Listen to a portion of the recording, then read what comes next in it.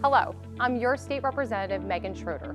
I'm glad I could join you today to talk about how laws are made in Pennsylvania. I was elected by the voters in our area to serve in the Pennsylvania House of Representatives, the oldest elected legislative body in our country. The 203 members of the House meet in Harrisburg to make the laws that govern our state. It's my job as your representative to help write those laws and vote for those I feel are best for our people, our district, and Pennsylvania as a whole. In order to explain the process of lawmaking in Harrisburg, our House staff prepared the following short program called Making Laws in Pennsylvania. I hope you enjoyed the presentation.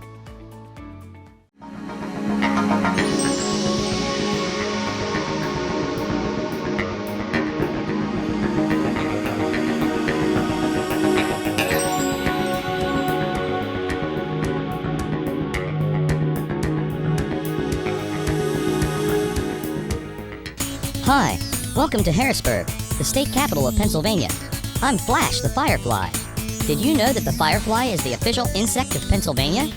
That's your state capital down there. Your state legislators make laws in that building. They even decide how many days that you go to school. Come on, let's check it out.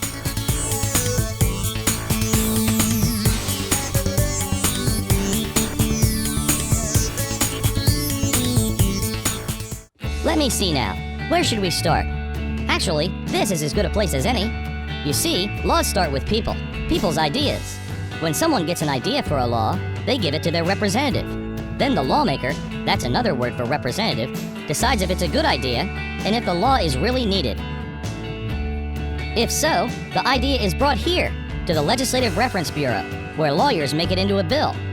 A bill is an idea for a new law put down on paper. A properly written bill looks like this. The representative who came up with the idea will take the bill to other representatives to get their support for the idea. They often ask them to sign the bill, proving their support. When the bill is formally introduced, it's handed to a clerk on the floor of the House of Representatives and given a number. The Speaker decides which committee will work on the bill. More about committees in a minute.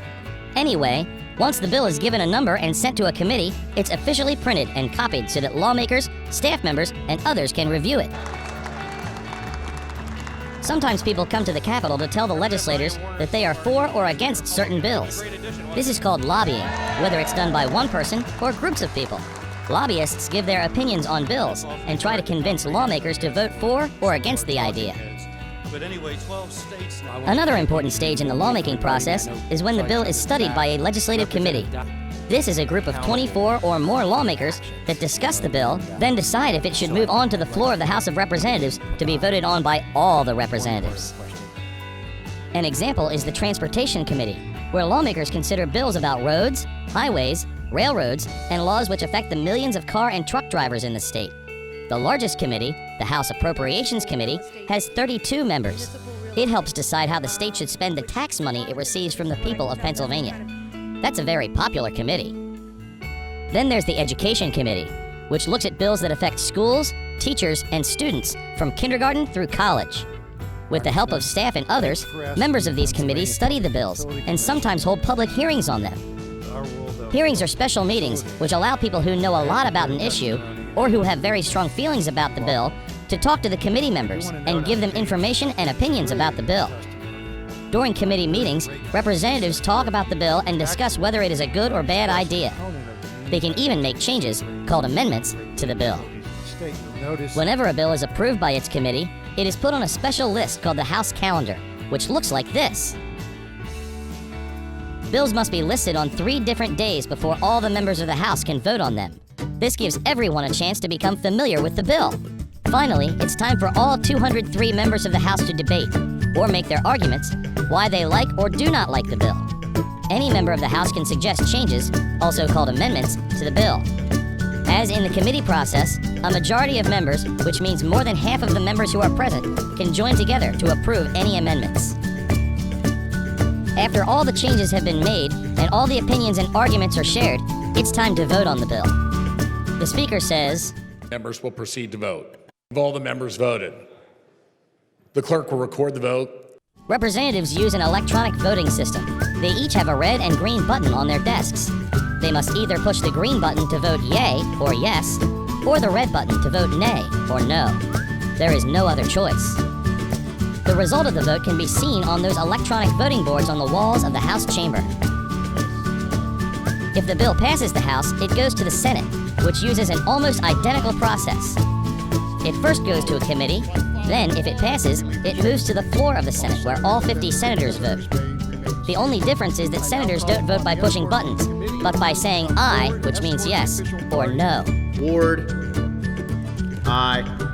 White, aye. If a bill is changed after the Senate passes it, it must go back to the House to make sure the House agrees with the changes.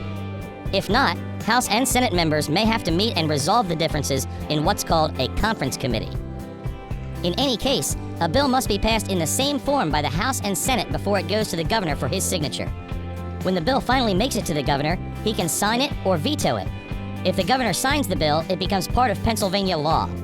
If the governor rejects or vetoes the bill, the House and Senate could still make it into law if they can get 2/3 of their members to overturn the governor's decision. In the House, that would amount to 136 votes. In the Senate, 34 votes are necessary to override the governor's veto. Every law, whether it increases the speed limit to 65 miles per hour, increases punishment for criminals, or decides how many days a year you have to go to school, must go through this same process. At times, this lawmaking business may seem a little complicated. This democratic process is awesome. We think it's the best type of government there is. Well, I sure had fun meeting you today. I hope you were interested in how our government, formed by the people of Pennsylvania, operates. And I hope you understand the lawmaking process a little bit better now. If you have any questions, be sure to ask your teachers. They'll be glad to help. Remember, you'll be a voter someday. Who knows? You might decide to run for office and become a state representative, maybe even Speaker of the House. For now, I'm Flash the Firefly saying, so long.